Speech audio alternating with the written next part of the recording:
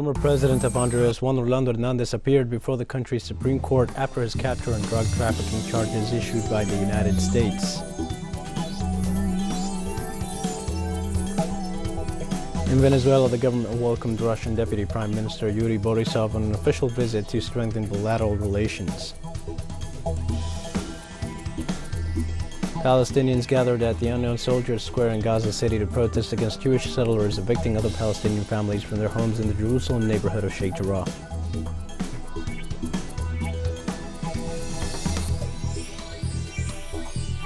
Hi, this is From the South. I'm your news anchor Dio Martin from the teleSUR studios in Havana. We begin with the news. The former president of Honduras, Juan Orlando Hernandez, faced a country's Supreme Court justice on Wednesday after his capture on drug trafficking charges issued by the United States.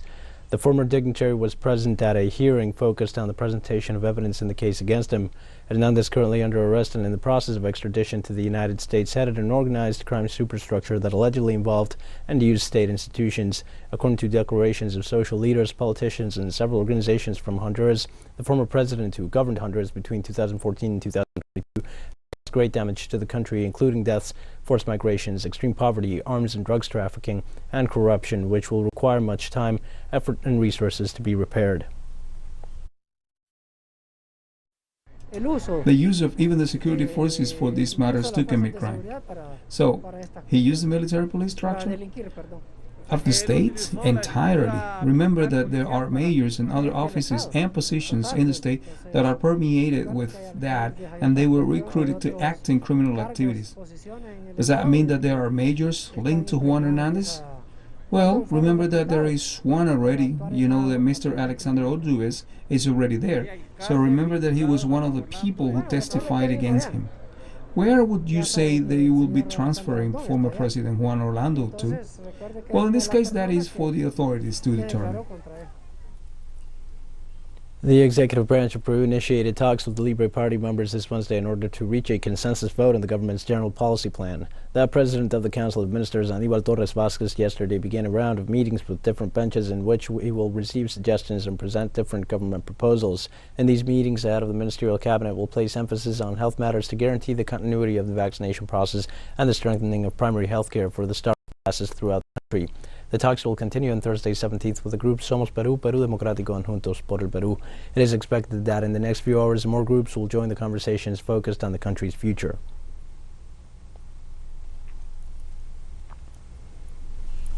Let's stay in Peru. The Association of Peruvian Women Affected by Forced Sterilization submitted to a United Nations committee their claim demanding full compensation for the damage suffered due to those procedures. The association presented all the demands against the Fujimori government in the session of the UN Committee on the Elimination of Discrimination Against Women. The leaders denounced the state for not paying attention to the victims of forced sterilization who have been demanding justice and reparation for 25 years. A spokeswoman from the organization, María Esther Mogollón, reaffirmed that the victims' struggle for truth and justice has been going on for far too long, and that the previous governments have turned their backs on them. She also recalled that the physical and mental damage they have suffered is beyond repair.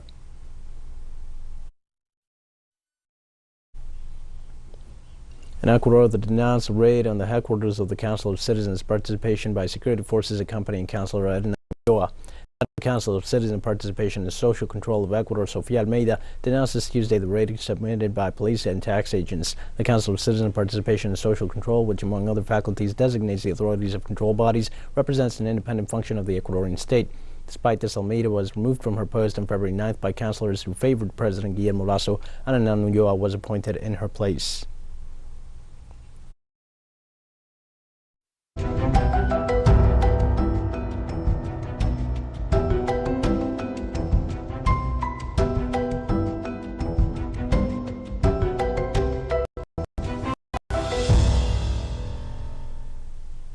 The international meeting promoted by the United Nations for the reconstruction of the country began in Haiti. During the meeting, attended by dozens of international delegations, the island's authorities and the United Nations will present their so-called comprehensive recovery plan for the south of the peninsula, in which they hope to raise $2 billion. The meeting is to be attended by the Haitian Chancellor Jean-Victor Chanus, who will give an account of the devastation of the 7.2 magnitude earthquake of August 2021, which caused more than 2,000 deaths and 13,000 injuries. The United Nations authorities estimate that the most of the demand would be earmarked for social sectors such as housing, education, food security, and health.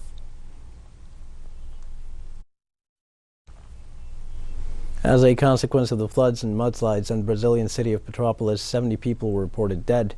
Rio State's firefighter department counted 67 fatalities. However, the number of missing persons is still to be announced, which is why the expectation is that the tally of deaths might grow. The amount of vehicles and rubble swept away by the water difficults the search and rescue operations. The civil defense informed at least 54 houses were destroyed and almost 400 people have been evacuated to shelters. Meanwhile, the firefighting teams pointed out that in only 6 hours it rained more than expected for the month of February in the locality.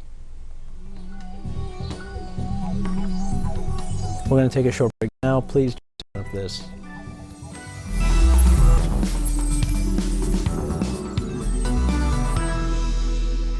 Welcome back to you from the South. In Venezuela, the government welcomed Russian Deputy Prime Minister Yuri Borisov in an official visit to strengthen bilateral relations. During the meeting held in Caracas, the Russian high official met with Venezuelan Vice President Delcy Rodriguez, as well as officials from the Bolivarian government. Borisov emphasized that Venezuela has become a strategic partner for his country in Latin America and also stressed the importance of the geostrategic coordination between Moscow and Caracas. The Venezuelan executive explained that bilateral relations include more than 20 cooperation agreements in different sectors, which contributed to overcome the negative impacts caused by the pandemic and to stabilize the oil and gas market.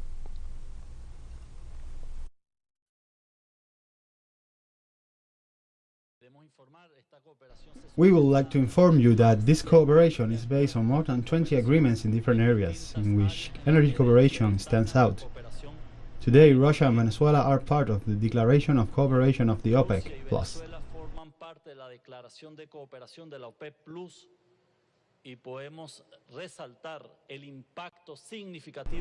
And we can highlight the significant impact that this alliance has with other producing countries of the OPEC and non-OPEC.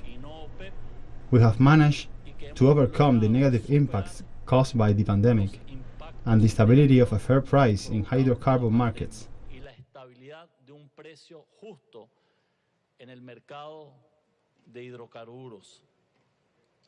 We also highlight the technical military cooperation, the cooperation in health matters. We thank, on behalf of the people of Venezuela, on behalf of the Bolivarian government, all the support we have received from the Russian Federation in the supply of the necessary vaccines to face the pandemic. Simultaneous to the health crisis that killed almost 640,000 people in Brazil, the social crisis is on the rise and is expected to leave the 14 million unemployed citizens in the nation in 2022, according to projections of the labor organization Sin Ocupación, No Occupation. As a result of this, many Brazilians involved themselves in non-formal activities to support their families. Andre Vieira has a story concerning this issue. From the beginning of the pandemic in 2020, over 7 million Brazilians incurred in informal economic activities. Official figures estimate 38,600,000 workers are in this state. In a country where labor achievements are subject to constant reforms since the coup in 2018, street vendors, known here as ambulantes, mobilized to demand their rights and try to prevent new setbacks. The importance of informal workers for the economy, Brazil having such a big unemployment rate, it is that if it wasn't for them, it would be so much worse. We need the public power to see us as workers. I go out every day and I say, I am an informal trader. Do I go out to the streets to play? No. I get out of my house and leave my son there, and by the end of the day I have to come back with food. The national government denied her financial aid, so Ana Lucia went to protest against Rio de Janeiro City Hall, which destroyed her kiosk and left her unemployed. Like her, 12 million Brazilians lack a job in a country that has experienced an above 10% inflation rise in the last 12 months. It's getting worse every day. It's more difficult for a poor person to eat meat nowadays. It is difficult for poor people to feed themselves right because everything is more expensive, way more expensive, and our situation only gets worse without a job. The ambulantes also demand the cease of all repressive activities carried out by the different forces of the public security against them and their merchandise. That sort of violence killed Thiago Macedo de Oliveira, slain by a military police member while he sold candy at the entrance of a cheap port in Niterói, in Rio's metropolitan area. When I see that kind of thing, I put myself in the shoes of that person. He was a worker, he was just earning a living, he was trying to make money for his daughter's second birthday. And just having a death like that is terrible. all because of an act of racism. With the carnival holidays rescheduled for April due to the pandemic, those who marched in downtown Rio were the ambulantes to demand Mayor Eduardo Paez the payment of the carnival's guarantee so far to those registered in the festivities sponsoring beer company. Traders and vendors need to work, and rights have to be equal. If there is a carnival emergency aid for some, it has to be for everyone. Besides, from being an informal worker, I am a victim of the state. My son was killed by the state. It only affects me. The government does not benefit me one bit. Amid an economic crisis harshened by the pandemic, occupying the streets is an important instrument for the workers in their quest to reclaiming their rights in a country ruled by neoliberal presidents in the past year. André Vieira, Sebastião Soto, teleSUR, Brasil. Brazilian President Jair Bolsonaro met Russian counterpart Vladimir Putin in Moscow on Wednesday to discuss bilateral relations. The president met while the country's foreign and defense ministers also held talks. Bolsonaro's focus is bilateral trade, as Russia is a key source of fertilizers for South America's agricultural powerhouse. The high-level meeting occurs amid regional tensions heightened by U.S. and Western propaganda about an alleged Russian invasion of Ukraine. The U.S. government, a Bolsonaro ally since Trump's era, and members of his own cabinet had urged the Brazilian leader to cancel the trip. Bolsonaro's visit was planned well before the U.S. made Ukraine crisis arose.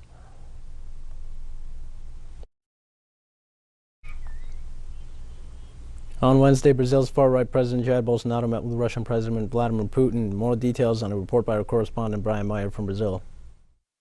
Brazil's far-right president, Jair Bolsonaro, met with Russian Prime Minister Vladimir Putin today in Moscow for 2 hours, and they talked about issues of mutual interest for the two countries, including increased bilateral collaboration on border patrol and customs. Bolsonaro himself arrived in Moscow on Monday, and he followed orders to not leave his hotel room for 2 days before the meeting. He took 5 PCR tests. The Russian government gave several press releases in which they said that the issue of Ukraine would not be discussed during this meeting. This hasn't stopped Bolsonaro's followers from spreading rumors on the internet that it was the Brazilian president who just caused Russian troops to leave Belarus. It doesn't appear that there's any connection. There's no indication that they talked about Ukraine during this meeting. But since this happened on the same day, Bolsonaro himself is now promoting the idea. He's saying, look, was it just a coincidence that this happened on the day I met Vladimir Putin? Now, adding this to the fact that he refused several requests from U.S. Secretary of State Antony Blinken to not go to Russia, this visit is being spun by him and his supporters as a victory for Brazilian sovereignty, which is unusual to say the least, knowing that Bolsonaro was the first Brazilian president to ever visit CIA headquarters after he took office, and that he's been doing basically everything the U.S. has asked of him. The final result of this pushes the Biden administration more into the Lula camp. Contradictions between the different offices in Washington and Kyiv continue as the Ukrainian defense minister said on Tuesday that he does not see a possible offensive against his country from Belarusian territory. A few hours after senior officials in Joe Biden's government, including himself, claimed that despite the return of Russian troops to their bases, there was no guarantee that an attack would not take place. Given that exercises with Belarus are still continuing, Alexander Reznikov, the Ukrainian defense minister, declared that he did not consider such a scenario possible. On the other hand, the Ukrainian minister revealed that he had a conversation with his Belarusian counterpart, Viktor Krenin, who emphasized to him that there was no risk of hostile action against the territory. On Wednesday, Chinese government advocated for its sovereign policy of cooperation with Russia and denounced the United States and NATO for contributing to global instability. Beijing reaffirmed its strategic alliance with the Kremlin following statements by NATO chief Jens Stoltenberg, who defined the Russian-Chinese friendship as a threat to the alliance's security. The Chinese government defended the sovereign and non-interfering cooperation with Russia in the context of the current tensions with the West and described the expansionist intentions of the United States and NATO as a disgrace.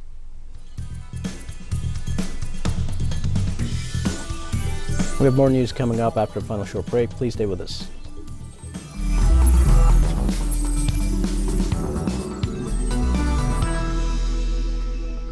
Hi, welcome back. Palestinians gathered at the Unknown Soldiers Square in Gaza City to protest against Jewish settlers evicting other Palestinian families from their homes in the Jerusalem neighborhood of Sheikh Jarrah. Currently, East Jerusalem is home to 300,000 Palestinians who are constantly beset by displacement, demolitions, and evictions as part of the Israeli policy. Through these actions, Israel tries to expel the Palestinians so that Jewish settlers continue to occupy their properties. Since 1967, the government initiated and planned approximately 56,000 units for Israelis in East Jerusalem, while for Palestinians, the government supported just a handful. The planning of so many houses in East Jerusalem for Israelis, alongside the increase in house demolitions for Palestinians, raises frustration and anger in East Jerusalem. This stand comes as a warning to the Zionist entity for its continued attacks on our people in Sheikh Jarrah neighborhood. We will not stand idly by if these crimes against our people continue in Sheikh Jarrah neighborhood. The occupation must bear full responsibility for the repercussions of its crimes against our people. The Minister of Foreign Affairs and Expatriates, Faisal Al-Muqdad, met today with the UN Special Envoy for Syria, Geir Peterson, and his accompanying delegation.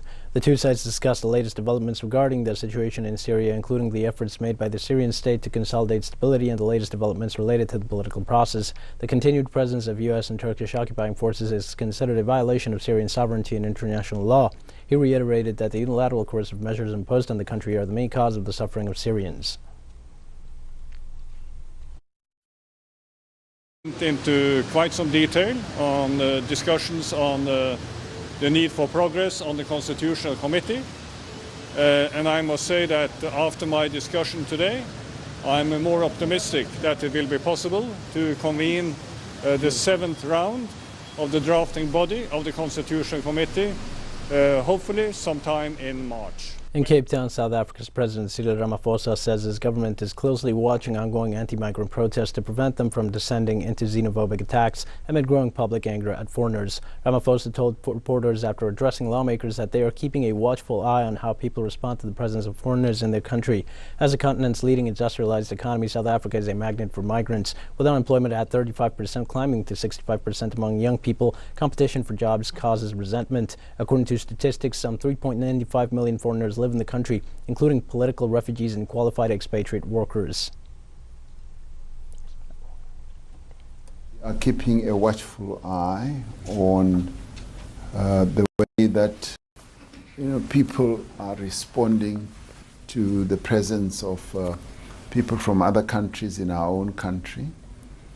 And we have made it clear that, one, as South Africans, we are not xenophobic. We do not hate or people from other countries, and in fact we embrace people from other countries, and the number of South Africans have a concern that it's possible that these people are taking their jobs, and we believe that we need to address this issue with the sensitivity that it requires. There certainly is no need by the South Africans or for South Africans to take any action in their own hands. Ethiopian and Kenyan security forces agreed to develop joint measures to combat terrorism and deepen economic integration. The heads of police forces of the two countries held talks during a meeting that took place on Tuesday in Addis Ababa, Ethiopia's capital. During the meeting, they agreed to sign a memorandum of understanding to conduct joint operations and exchange information to combat the Ethiopian rebel group Oromo Liberation Army, which operates on the border between the two countries, and the Somali jihadist group Al-Shabaab, which often commits attacks in Kenyan territory. Both sides also agreed to work together to prevent cross-border crime that has so far resulted in extreme poverty and ethnic violence in at least 800 kilometers within the area. We've come to the end of this news brief, but remember, you can find these and many other stories on our website at teleSUR English. You can also follow us on social media for all the latest news, Facebook, Twitter, Instagram, and Telegram. For teleSUR English, I'm Dio Martin. Thanks for watching.